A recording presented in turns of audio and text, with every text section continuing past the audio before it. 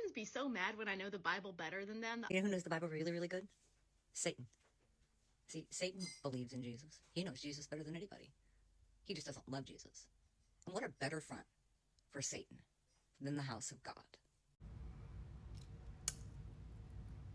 I have a hard time even deciphering where to start here.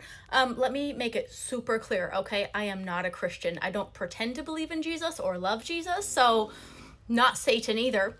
That being said, right, I've seen a lot of good and evil. You can't convince me that the spiritual warfare, supernatural world doesn't exist. But anyway, what my goal here, I'm just going to move past whatever that was, but my goal here is to hold people accountable to protect children.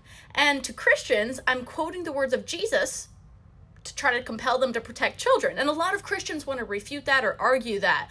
So I'm not sure if that's the devil to you, or if you think I'm the devil for trying to quote the words of Jesus to hold Christians accountable to protect children.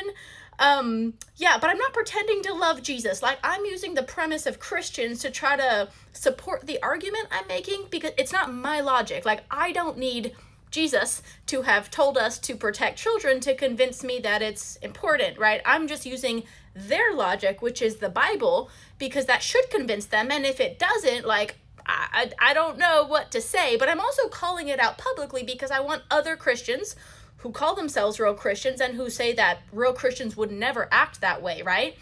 I see a lot of Christians acting that way, and instead of wanting to have these difficult conversations for the sake of solving these problems, they turn toward these weird, like, insults and accusations. So I don't even know what the real intent of that video stitch was, but I see this a lot.